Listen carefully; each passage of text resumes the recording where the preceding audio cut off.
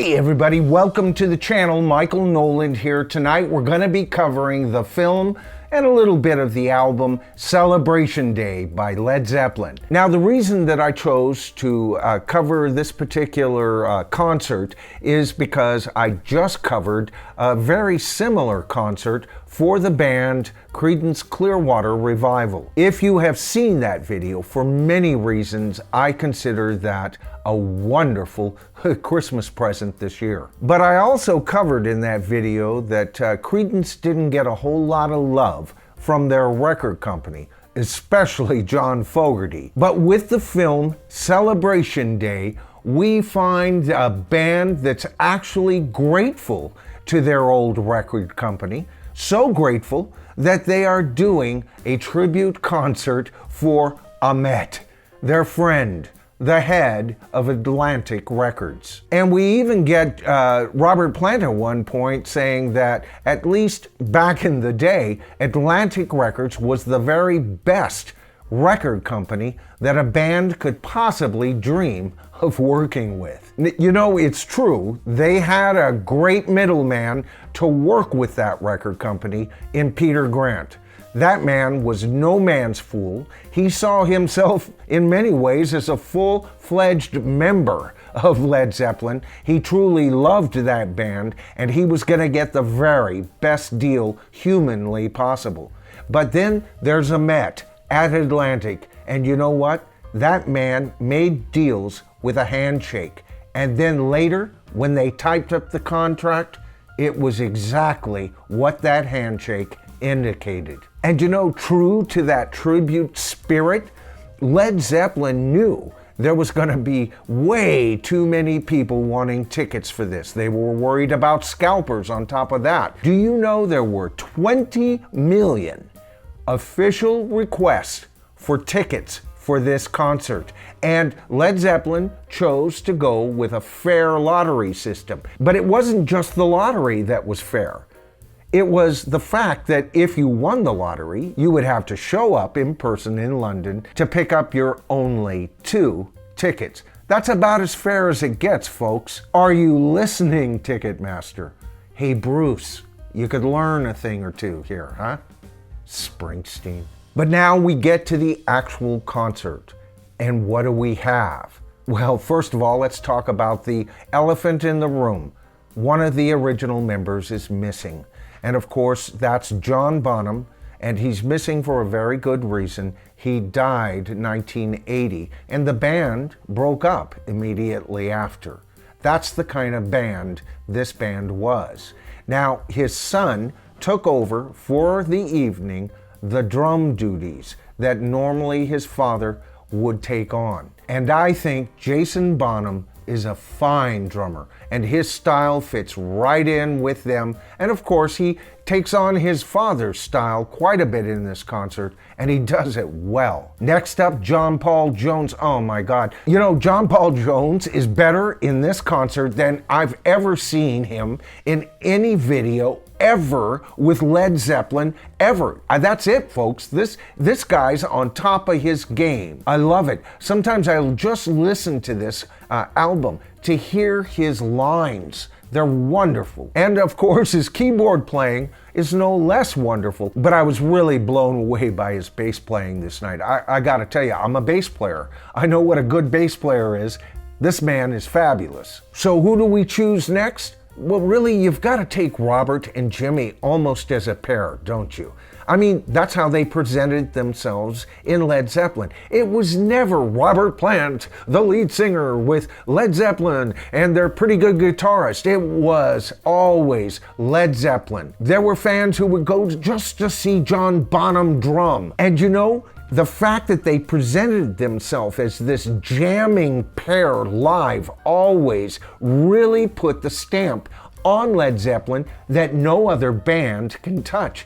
There's a secret why Led Zeppelin was always one notch ahead of their closest competition. And you know, this night, Jimmy and Robert did not disappoint. Jimmy is at his very best at times, but it's right when you think he's playing it safe that you notice he goes into changes that you've never quite heard Led Zeppelin play that particular piece ever before, or at least not to my ears anyway. And Robert supplying very interesting changes to the voice, yes, due to his lack of range from his heyday in Led Zeppelin. But you know, that's an old argument. I'm just not even going to go there anymore, because people were complaining about his voice while Led Zeppelin was still Led Zeppelin. Look, the man's voice could not stay in that pristine a shape, and guess what? He's worked with it over the years, and as far as I'm concerned, he is rock and roll's #1 vocalist, and he is my favorite vocalist of all time, no matter the genre. And I'm including greats like Frank Sinatra. I'm a Frank Sinatra fan. I love the way he would approach a note. He's the one that would give us, I did it, my, you know, he'd dive into the note. I loved that. And Robert Plant, over the years, has never, ever disappointed me. And you know, Jimmy, when he is at his best, he is as good as I remember him ever being. They all look really marvelous on stage together. And you know what? Here's where we talk about why this is such a great concert. And here it is, folks. It's the audience. It's always the audience. Now, this gets back to the idea of the lottery, okay?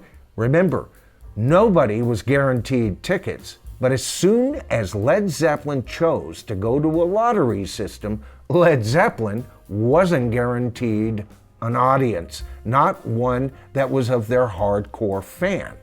And yet, what do we have that night?